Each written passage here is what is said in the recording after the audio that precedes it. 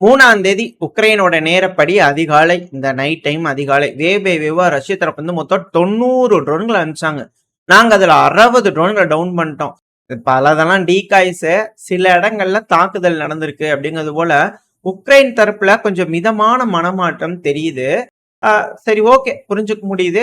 இழப்புகள் அதிக அளவுல ஏற்படுது அப்படிங்கிற செய்திகள் கொடுக்கணுன்றதுக்காக இதுல பேலன்ஸ் பண்றாங்களா அப்படிங்கிறது போல. ஏன்னா அப்பதான் பார்ட்னர்ஸ் அழிவுகள் அதிக அளவுல இருக்கு வந்து உதவுங்க அப்படிங்கிறத கேட்க முடியும். இந்த சிவிலியன்ஸ் மேல அதிகமா ரஷ்யா தாக்குறாங்க அப்படிங்கிற செய்திகளை பெருமளவுல இப்போ கொண்டு வந்துட்டு இருக்காங்க உக்ரைன் தரப்பு இருந்து. இப்போ உக்ரைனோட கீவ் ஓப்லாஸ்ட் இருக்கு இல்லையா, ஸோ அங்க இருக்கக்கூடிய ஒரு மக்கள் வாழும் குடியிருப்பு பகுதி எதுவும் வீட்டுல தாக்குதல் பண்ணனால ஒரு குழந்தை இறந்துருச்சுங்க, ஒரு பையன் இறந்துட்டாங்க. 4 சிவிலியன்ஸ் வந்து பாதிப்படைஞ்சிருக்காங்க அப்படிங்கிற சொல்றாங்க. அடுத்தது கர்கிவ் பகுதியில ஒரு கம்பெனி இருந்திருக்கு, இண்டஸ்ட்ரியல் ஃபெசிலிட்டி, அது மேல தாக்குதல் பண்ணிட்டாங்க அப்படிங்கிற குற்றச்சாட்டுகள் உக்ரைன் தரப்புல இருந்து வந்திருக்கு. அப்புறம் களத்துல வந்து பாத்தீங்கன்னா பெருமளவுல ரஷ்ய தரப்புல இருந்து இந்த 10 பகுதிகள், இந்த வில்லேஜ் இருக்கும்ல, சுமி ஒப்லாஸ்ட்ல 10 குட்டி குட்டி வில்லேஜஸ் இருக்கும் இல்லையா, சோ அங்கெல்லாம் பயங்கரமான தாக்குதல் பண்ணிக்கிறாங்க அப்படிங்கிறது போல குற்றச்சாட்டுகள் உக்ரைன் தரப்பு வந்து வச்சுக்கிறாங்க. சோ பயங்கரமான தாக்குதல்கள் ரஷ்ய தரப்பு வந்து தொடர்ந்து செய்ய ஆரம்பிச்சிட்டாங்க. இந்த நியூ இயர்க்காக கொஞ்சம் லீவ் விட்டு இருந்தாங்க, இப்ப திரும்ப ஆரம்பிச்சிட்டாங்களா அப்படின்ற கேள்விகள் இருக்கு. இந்த சுமி ஒப்லாஸ்ட் இந்த அளவுக்கு தாக்குறதுக்கான காரணம் கர்ஸ்க் ஒப்லாஸ்ட். எனக்கு சுமில இருந்து தானே கர்ஸ்க்குள்ள போயிருக்காங்க. ஸோ கர்ஸ்குள்ள இருக்கக்கூடிய உக்ரைனோட வீரர்களுக்கு வேணுங்கிற சப்ளைஸ் தான் வந்து பாத்தீங்கன்னா இங்க இருந்து வரும். மேபி அதை தெரிஞ்சுக்கிட்டதுனால பெருமளவுல இந்த பகுதியில தாக்குதல் பண்றாங்களா இருக்கலாம். ஸோ போக போக தான் என்ன நடக்க போன்றது தெரியும். இதுக்கு மேல கர்ஸ்கை எதுக்காக உக்ரைன் வச்சிருக்க போறாங்க, அங்கிருந்து பின்வாங்கிடுவாங்களா, இல்ல வேற ஏதாவது ஸ்ட்ராட்டஜிக்கல் பர்பஸ்க்காக உக்ரைன் வச்சிருக்காங்களான்றது வரக்கூடிய நாட்கள்ல நம்மளுக்கு தெரிஞ்சிடும். இப்போதைக்கு இருக்கிறதுலயே யாரு லூசர் அப்படின்னு வந்து பார்த்தோம்னா உக்ரைன் தான் அப்படிங்கிறத பல அனலிஸ்டர் வந்து கருத்துக்கள் இருக்கு. ஏன்னா யாரோ கேஸ் வாங்குறாங்க, யாரோ கேஸ் கொடுக்குறாங்க, அதாவது ரஷ்யா கேஸ் வாங்கி யூரோப்புக்கு கேஸ் தராங்க. அப்படி வாங்கிட்டு இருக்கும் போது கேஸ் போறதுனால நம்மளுக்கு பணம் வருது. இந்த போகக்கூடிய லைன் நம்ம நாட்டுல போகுதுன்றதுனால பணம் வருது, நம்ம வாங்கி பேக்கெட்ல வச்சுக்கலாம்.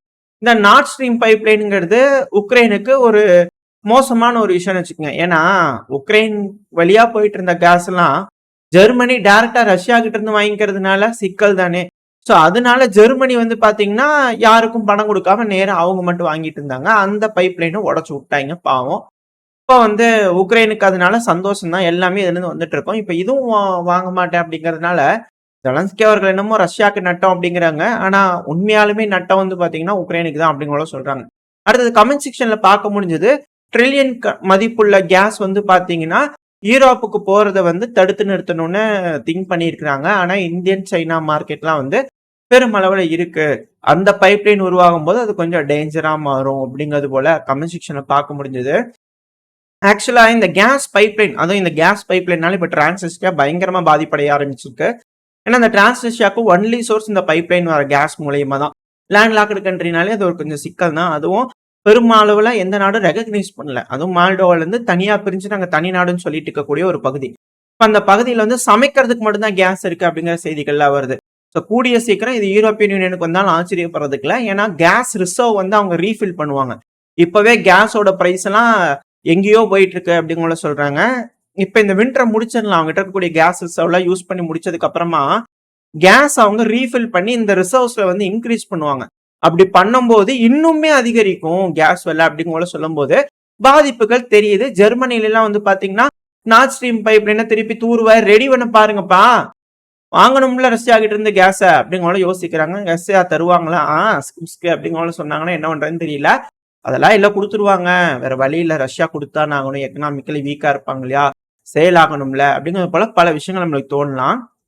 இப்போ என்னோட ஒரு ஒரு சின்ன கணிப்பு தான் இது. ஈரோப்ல வந்து பாத்தீங்கன்னா இது இப்ப நடந்தது இல்ல, 2007 ப்ரொபோஸ் பண்ணியிருந்தாங்க, 2009 அமல்படுத்தி இருந்தாங்க.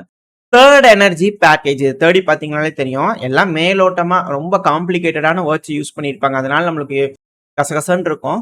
பட் ஆனா இதுல இருக்கக்கூடிய விஷயம் என்ன அப்படின்னு சாட்டா நான் புரிஞ்சுக்கிட்ட சாராம்சத்தை உங்ககிட்ட சொல்லிடுறேன்.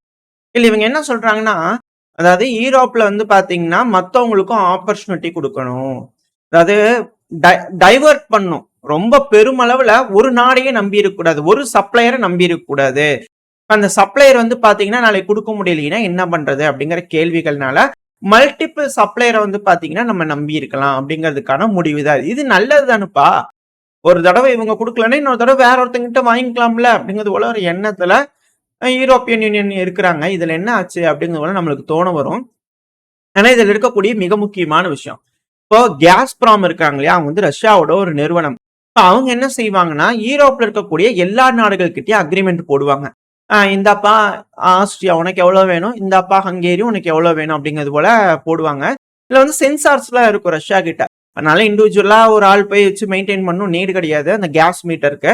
ரெண்டாவது வந்து பாத்தீங்கன்னா சில இடங்கள்ல வந்து எம்ப்ளாயி இந்த சென்சார் வந்து அந்த மீட்டர் வந்து பாத்தீங்கன்னா செக் பண்றதுக்காக பிசிக்கலா சில எம்ப்ளாயிஸ் இருப்பாங்க. வேணும்னா சைட்டுக்கு போய் வெரிஃபை பண்ணிட்டு வரதுக்கா இன்கேஸ் ஏதாவது எரர் வருது அப்படிங்கிற சொன்னாங்கன்னா. நான் ரஷ்யா அங்கிருந்து பம்ப் பண்ணும்போது எவ்வளவு கேஸை பம்ப் பண்றாங்கன்னு தெரியும், யார் யார் எங்கெங்க போகும் அப்படிங்கறத அவங்க வச்சுக்குவாங்க. ஸோ கேஸ் ஃப்ளோ வச்சு அந்த சென்சார்லாம் வந்து பாத்தீங்கன்னா ரஷ்யாவுக்கு டைரக்டா கொடுத்துட்டு இருக்கும். இதனால பெருமளவுல அந்தந்த நாடுகள் கூட டைரக்டா ரஷ்யா அக்ரிமெண்ட்டை போட்டு ரஷ்யால இருக்கக்கூடிய கேஸை ரஷ்யாவே, அதுவும் ஸ்டேட் ஓன்டு ப்ராப்பர்ட்டி தான், ரஷ்யாவோட ப்ராப்பர்ட்டி தான் கேஸ்பிரம். பேருக்குன்னு ஒரு கம்பெனின்னு வச்சுக்கினாங்கன்னா அது ரஷ்யாவோட ப்ராப்பர்ட்டி தான். டைரக்டா கவர்மெண்ட்டுக்கு பிகைன்ல தான் அது வேலை செய்யும். இப்போ அந்த கேஸை வந்து எடுத்து ரஷ்யாவே ஒரு ஒரு நாட்டுக்கு கொண்டு போய் வித்துட்டு வர்றதுனால அது ஜெயிண்ட் கம்பெனியா இருக்கு யூரோப் பொறுத்த வரைக்கும் பெருமளவுல யூஸ் பண்ணிட்டு இருக்கனால. இப்ப யூரோப் யூனியன் நாடுகள் என்ன கேட்கிறாங்க அப்படின்னா, அதாவது யூரோப்ல இப்ப ஜெர்மனி நார்த் ஸ்ட்ரீம் பைப்லைன் வச்சுக்கோங்க, ரஷ்யா கேஸை எடுத்து ஜெர்மனிக்கு கொடுத்துடலாம். இப்ப ஜெர்மனி என்ன பண்ணுவாங்க, அங்கிருந்து மத்த நாடுகளுக்கு எல்லாம் பைப்லைன் போட்டு இந்தாப்பா நான் கேஸ் வாங்கிக்கிறேன், நீங்களே என்கிட்ட சப்ஸ்கிரைப் பண்ணிக்கோங்க, ரஷ்யா கிட்ட வேண்டாம் அப்படிங்கிறது போல ஜெர்மனி வந்து ஒரு ரேட்டு வச்சு மத்தவங்களுக்கு கொடுப்பாங்க. அந்தந்த நாடுகள் அந்தந்த ரேட்டு வச்சு அதுக்கு அடுத்தடுத்த நாடுகளுக்கு கொடுக்கும் போது எல்லாத்துக்கும் ஒரு ஆப்பர்ச்சுனிட்டி கிடைக்குமா இல்லையா? இதுல இந்த பைப் லைன் போடுறது, ஏகப்பட்ட செலவு, மெயின்டெனன்ஸ் பாக்குறது இதெல்லாம் நிறைய இருக்கும். சோ அதனால இன்வெஸ்ட்மெண்ட் பண்ணக்கூடிய கம்பெனிகள் அதுக்கு பொறுப்பேற்றுக்கலாம். இப்ப டிரான்சிட் ஆகுது இல்லையா, இப்போ உதாரணத்துக்கு சொல்லணும்னா இப்போ ஜெர்மனி வந்து டைரக்டா ரஷ்யா கிட்ட இருந்து வாங்கிடுறாங்க.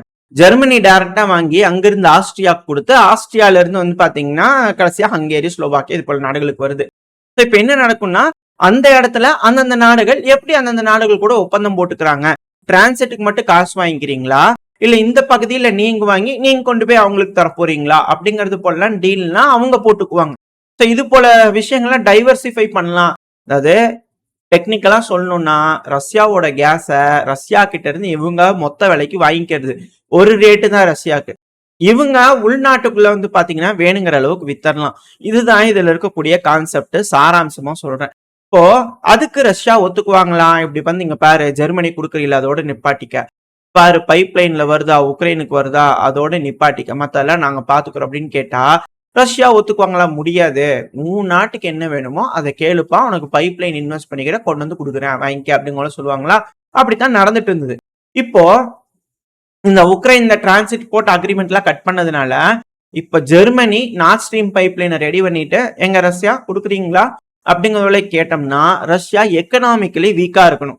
ரெண்டாவது இப்ப ரஷ்யா ஆல்டர்னேட்டிவா வந்து பாத்தீங்கன்னா துருக்கி வழியா டர்க் ஸ்ட்ரீம் பைப் லைன் வழியா வந்து பாத்தீங்கன்னா கேஸை யூரோப்பியன் யூனியன் நாடுகள் தேவைப்படக்கூடிய நாடுகளுக்கு கொடுத்துட்டு இருக்காங்க. ஃப்ளோ அந்த வழியா போகுது. இப்போ அவங்க நினைச்ச மாதிரியே துருக்கி யூரோப்பியன் யூனியன் இல்ல, பட் ஆனா அவங்க நினைச்ச மாதிரியே ஒரு போர்ட்டுக்கு போய் அந்த போர்ட்ல இருந்து அந்த நாடு வந்து பாத்தீங்கன்னா கொடுக்குது. அந்த மாதிரி மாத்திக்க முடியும், துருக்கி நினைச்சா மாத்திக்க முடியும். பட் ஆனா ரஷ்யாவுக்கு துருக்கிக்கு இருக்கக்கூடிய அக்ரிமெண்ட் என்னன்னா துருக்கி பைப் லைன் வழியுமா கேஸ் அனுப்புவாங்க. அப்படி போகும்போது ஒரு ஒரு நாடுகள் கூட அக்ரிமெண்ட் போட்டுக்குவாங்க. இந்த பல்கேரியா கூட இந்த சமீபத்துல பேமெண்ட் இஷ்யூ ஆச்சுல கேஸ்பிராமுக்கு. ஸோ இவங்க வந்து பாத்தீங்கன்னா இந்த ஒரு காரணத்தினாலதான் அந்த கேஸ்பிராம் பேங்க் மேல வந்து பாத்தீங்கன்னா சாங்ஷன் போறது. ஸோ அப்படி போட முடியலன்னா ரஷ்யா வேற வழி இல்லாம என்ன செய்வாங்க, ஒன்னொன்னா கட் பண்ணிட்டு வருது. முதல்ல பைப் கட் பண்றது, பேங்க் டிரான்ஸ்பர் பண்றதை கட் பண்ணோம்னா ஒன்னொன்னா கட் பண்ணும்போது யாராவது ஒருத்தர் வழியா தானே வரும். ரஷ்யாங்கிறது கேஸ் கொடுத்தான்னு ஏன்னா எக்கனாமி ரொம்ப பிரச்சனையில இருக்கு. ஒரு கட்டத்துக்கு மேல ரஷ்யாவோட எக்கனாமி ஹீல் ஆக ஆரம்பிச்சிடும் அப்படிங்கிற சொல்லியிருப்பேன் இதுக்கு முன்னாடி ஒரு பதிவுல. அந்த டைம்ல நான் சொல்லியிருப்பேன் ரெப்போ ரேட்லாம் ரொம்ப ஜாஸ்தியா இருக்கு, ஒரு கட்டத்துக்கு மேல அது ஹீல் ஆகும் சொல்லி நெபியூலனா அவர்கள் வந்து பாத்தீங்கன்னா ரஷ்யா அதிபர் விளாடிமிர் புட்டின் அவர்கள்ட்ட சொல்லியிருப்பாங்க, சென்ட்ரல் பேங்கோட ஹெட். ஸோ அந்த டைம்ல நம்ம சொல்லியிருப்போம் ரஷ்யாவோட சென்ட்ரல் பேங்க் நெபியூலனா அவர்கள். ஸோ இந்த டைம்ல வந்து பாத்தீங்கன்னா திரும்பவும் ஒரு அழுத்தம் ரஷ்யாவோட எக்கனாமில கொடுக்கும்போது எக்கனாமி கொஞ்சம் கொலாப்ஸ் ஆக வாய்ப்பு இருக்கு. அது ரஷ்யா வந்து வேற வழி இல்லாம ஒத்துக்க வேண்டிய கட்டாயத்துக்கு தள்ளப்படுவாங்க. இந்த ஒரு காரணத்தினாலதான் கேஸ்பிராம் பேங்க் மேல வந்து பாத்தீங்கன்னா சாங்ஷனை போடுறது, இப்போ பைப் லைன் வழியா இந்த டிரான்சிட் எல்லாம் கட் பண்றது, இது போல விஷயங்கள்லாம் நடக்குது. இப்ப எனிவே இப்ப துருக்கி வழியா வந்து பாத்தீங்கன்னா போகும்போது டேரக்டா துருக்கிக்கு மட்டும் வித்தர மாட்டாங்க. பட் ஆனா ரஷ்ய அதிபர் இதுக்கும் யோசிச்சிருந்தாரு, அது வந்து ஒரு ஹப்பா வேலை செய்யும் அப்படிங்கிறது போல. இப்போ துருக்கி என்ன பண்றாங்க, வெறும் டிரான்சிட்டுக்கு மட்டும் காசு வாங்கிட்டு எந்த நாட்டுக்கு வேணுமோ அந்த நாடு அக்ரிமெண்ட் போட்டிருந்ததுன்னா இது வழியா கொடுத்துருவாங்க. ரஷ்யா இதுக்கு மேல அப்படிதான் செய்ய போறாங்க. பார்ப்போம். இதுக்கு மேல யூரோப்பியன் யூனியன் நாடுகள் தேவை இருந்தா வாங்க போறாங்க, இல்லாட்டி வாங்க போறது இல்ல. அவங்களுக்கு எனர்ஜி பிரைசஸ் எந்த மாதிரி ஆகுதோ அதுக்கேற்ற மாதிரி இப்ப கேம்பிளிங் ஆட போறாங்க யூரோப் தரப்புல இருந்து. ரஷ்யாவோட எக்கனாமி எந்த மாதிரி இருக்க போகுது, சஃபர் ஆகுமா இல்ல ஓகே ஆகுமா அப்படிங்கறது போல வெயிட் பண்ணி பார்க்க போறாங்க. முடிஞ்ச வரைக்கும் செய்யறதெல்லாம் செஞ்சாச்சு இந்த உக்ரைனை வச்சு. இப்ப வெயிட் பண்ணி பார்க்க போறாங்க. அதுதான் இதுல எனக்கு இருக்கக்கூடிய தனிப்பட்ட கருத்து. சோ பொறுத்து இருந்து பார்த்தலாம். இப்போ இதுக்கு ஒரு ஆல்டர்னேட் ஒரு வழி இருக்கு. ரஷ்யா கிட்ட power of Siberia, Siberia to இது போல கேஸ் பைப் லைன்லாம் இருக்கு. சமீபத்துல நம்ம ஒரு நியூஸ் பார்த்துட்டு போறோம் 4-5 மாசத்துக்கு முன்னாடி. இந்த ஆப்கானிஸ்தான் சம்பந்தமே இல்லாம நம்மளுக்கு கேஸ் கொடுக்கறதுக்காக தஜிகிஸ்தான்ல போய் பேசிக்கிறாங்க. இந்தியாங்க, நான் பேசிக்கிறேங்க, நம்ம நாடு நான் பேசிக்கிறேன், நீங்க ஊனுக்கு ஒரு வார்த்தை சொல்லுங்க, பைப் லைன் கொண்டு போய் போட்டுடலாம். எங்க பாகிஸ்தான் நடுவுல இருக்குதுங்களே, அதெல்லாம் நான் பாத்துக்கிறேன் அப்படிங்கிற ஆப்கானிஸ்தான் சொன்னதா நம்ம வந்து பேசியிருப்போம் ஒரு 3-4 மாசத்துக்கு முன்னாடி. இப்ப அந்த பவர் ஆஃப் சைபீரியால ஒரு பைப் லைன்ஸ்ல வந்து நிறைய பைப் லைன் இந்த சென்ட்ரல் ஏஷியால கனெக்ட் ஆயிருக்கு. ஸோ அப்படி வந்து பாத்தீங்கன்னா தஜிகிஸ்தான் வழியா கேஸ்பிராமோட பைப் லைன்ஸ் எல்லாம் போயிட்டு இருக்கு. ஸோ தஜிகிஸ்தான்ல இருந்து ஆப்கானிஸ்தானுக்கு பைப் லைன் போடக்கூடிய வேலைகளை முன்னாடியே பூஜையை போட்டு ஆரம்பிச்சிட்டாங்க ஆப்கானிஸ்தான். ஏன்னா தஜிகிஸ்தான் வந்து பண்ண ஆரம்பிச்சிருப்பா, ஒன்றும் பிரச்சனை இல்லை, இந்தியா கிட்ட நீ பேசுனியா பண்ணிருப்பா அப்படிங்கிற சொல்லிட்டாங்க. இப்ப பிரச்சனையா இருக்கிறது யாருன்னா பாகிஸ்தான். செவ்வளவு மேல 2 அப்பி ஒரு பைப் லைனை மட்டும் கொண்டு வந்து நம்மளை விட்டுட்டாங்க அப்படின்னா பைப் லைன் நம்மளோட கனெக்ட் ஆயிரும். சீனா வழியா வந்ததுன்னா ரஷ்யா நம்மகிட்ட ஒரு டீல் வச்சு பார்த்தாங்க, இங்க பார்ப்பா உனக்கு சீனா வழியா பைப் லைன் வரும், போடுற செலவுல எங்களுக்கு கேஸ் மட்டும் நீ வாங்கிக்கோ அப்படிங்கிறத கேட்டு பார்த்தாங்க. முடியாது, ரஷ்யா சீனா வழியா வந்தா நாங்க ஒத்துக்க மாட்டோம் அப்படிங்கிற சொன்னதுனால சரி வேற பைப் லைன் இருந்தா பாருங்க, ஏதாவது ஆகக்கூடிய செலவுன்னா கொஞ்சம் பார்த்து செய்யுங்க, நாங்களும் பார்த்து செய்யறோம், கேஷ் வாங்கிக்கோங்க அப்படிங்கிறது போல ஒரு அக்ரிமெண்ட் கேட்டிருந்தாங்க. நம்ம அதுக்கு ஓகே சொல்லியிருந்தோம். ஈரான் வழியா ஒரு பைப் லைன் வரதுக்கு வாய்ப்பு இருக்கு, தஜிகிஸ்தான் ஆப்கானிஸ்தான் வழியா வரதுக்கு ஒரு பைப் லைன் இருக்கு. ஸோ நம்மளுக்கு மல்டிபிள் ஆப்ஷன்ஸ் இருக்கு. இப்போதைக்கு ஈரான் ஃப்ரண்ட் லைனா இருக்கிறதுனால அடி வாங்க போறது பாவம் ஈரான் தான். நம்மளை பாதுகாக்கணும் அப்படின்னா வேற வழி இல்லை, அடி வாங்கி தான் ஆகணும் ஏதோ ஒரு நாடு. ஸோ அதனால முன்னாடி நிக்குது ஈரானு. ஸோ பாப்போம். ஏன்னா இந்த இஸ்ரேல் வந்து இப்போதைக்கு பிரச்சனையும் முடிக்கிற மாதிரி தெரியல. அது இல்லைன்னா கூட எல்லாரும் அது மறந்துட்டோம்னா கூட அது இன்னும் ஊதி ஊதி வெடிக்கிறதுக்காக ஏதாச்சும் செய்யத்தான் செய்வாங்க அப்படிங்கிற போல தோணுது. பாப்போம் என்ன நடக்க போகுதுன்னு. இப்போ என்னதான் ஈரான் அந்த இடத்துல ஃப்ரண்ட் லைன்னு தப்பிச்சிட்டாலும் ஆப்கானிஸ்தான் ஒன்றும் பிரச்சனை இல்லை, பெருமளவில் வந்து எதுவும் பண்ண முடியாது. ஸோ தஜிகிஸ்தான்ல இருந்து ஆப்கானிஸ்தான் வந்து பாகிஸ்தான் வழியா நம்மளுக்குள்ள இதுக்கு மேல இருக்குமா அப்படிங்கிற சந்தேகம் தான். ஏன்னா சில பல முக்கியமான பார்டர் போஸ்ட்லாம் ஆப்கானிஸ்தான் பிடிச்சிட்டாங்க. இதுக்கு மேல ஃபுல் ஃபோர்ஸா வந்து கனெக்ட் பண்ணிட்டாங்க, ஒரு லேண்ட் காரிடார் அமைச்சிட்டாங்க அப்படின்னா பைப் லைன் நம்மளோட போட்டுட்டாங்க அப்படின்னா நம்மளுக்கு கேஸ் வர ஆரம்பிச்சிடும். நீங்க கமெண்ட் செக்ஷன்ல சொன்ன மாதிரி தான் ஒரு மிகப்பெரிய பைப் லைன் வந்து பாத்தீங்கன்னா ரஷ்யா கிடைச்சிரும். ஒரு லார்ஜ் மார்க்கெட், யூரோப் நினைச்சு பார்க்க முடியாத அளவுக்கான ஒரு லார்ஜ் மார்க்கெட் வந்து பாத்தீங்கன்னா கிடைச்சிடும். நம்மளாம் இதுக்கு மேல சிலிண்டர்லாம் நம்மளுக்கு தேவையில்லை, ஆன் பண்ணோம்னா கொஞ்ச நாள் ஆகும் பைப் லைன் வீடு வீடுக்கு போறதுக்கு. நம்மளும் வளர்ந்த நாடுகள் எப்படியெல்லாம் என்ஜாய் பண்றாங்களோ ஃபெசிலிட்டிஸ், அது போல நம்மளும் ஃபெசிலிட்டிஸ் என்ஜாய் பண்ணலாம் அப்படிங்கலாம் மாற்றுக்கிறது இல்லை. ஸோ இது போல விஷயங்கள் இங்க வந்து பாத்தீங்கன்னா மறைமுகமா நடந்துகிட்டு இருக்கு. இதுல பிரிக்ஸ் நாடுகள் வந்து எந்த காயுமே நகர்த்த மாட்டேறாங்க, இவங்களுக்குள்ள ஒற்றுமை இல்லை அப்படிங்கிற பலருக்கும் கருத்துக்கள் இருக்கு, என்னால பார்க்க முடியுது. பட் ஆனா ஃபேக்ட் என்ன அப்படின்னா இவங்க எதுவுமே செய்யறது கிடையாது. அதுதான் இங்க இருக்கக்கூடிய ஃபேக்ட். செய்யறதுக்கு எதிர்வினையா செய்யறாங்க, அவ்வளவுதான். அவங்க ஒரு விஷயம் செய்யறாங்கன்னா ஒரு சாங்ஷன் போட்டியாப்பா, சரிப்பா ஓகே நான் ஃபாலோ பண்ணிக்கிறோம், ஒன்னும் பிரச்சனை இல்லை, அதுக்கு மாற்றா நாங்க செஞ்சுக்கிறோம் அப்படிங்கிறது போல மாற்றுன்ற பேர்ல இவங்க எல்லாமே செஞ்சுக்கிறாங்க. தனித்தனியா இண்டிபெண்டா, இதை முன்னாடியே சொல்லியிருப்பாரு, இண்டிபெண்டா ஒருத்தவங்களும் ஒரு வேலையை செய்யறாங்க, பேசிக்காம செய்யறாங்க. பட் அது வந்து ஃபார்முலேட் ஆகி ஒரு ட்ராக்ல அமைஞ்சிருமா அப்படின்ற கேள்விகள் இருக்கு. ஸோ பொறுத்து இருந்து பார்ப்போம். ஆப்கானிஸ்தான் பைப் லைனை மட்டும் நம்ம கிட்ட கொண்டு வந்து சொருகிட்டாங்கன்னா அந்த சைட்ல பெருமளவில் நடந்துகிட்டு இருக்கு வேலை. இங்க மட்டும் ஆப்கானிஸ்தான்ல இருந்து இந்தியாவுக்கு ஒரு பைப் லைனை கனெக்ட் பண்ணிட்டாங்க அப்படின்னா வேலை முடிஞ்சு. ஸோ பேக்ரவுண்ட் டாக்ஸ்ல அதுதான் போயிட்டு இருக்கும். ஸோ அதுக்காக பெருமளவுல ஹெவியா வந்து பாத்தீங்கன்னா பாகிஸ்தான் அடிக்கிறாங்க அப்படிங்கிறது போல ஒரு கண்ணோட்டம் இருக்கு. நடக்குதா என்னன்றதெல்லாம் பார்த்துடலாம். கடவுள் விட்ட பாடு ரஷ்யாவுக்கு. இதுக்கு மேல நல்ல காலம் பிறக்க போதா இல்ல யூரோப்பிய கட்டிட்டு அழுகணும்னு நினைக்கிறாங்களா என்னன்னு தெரியல.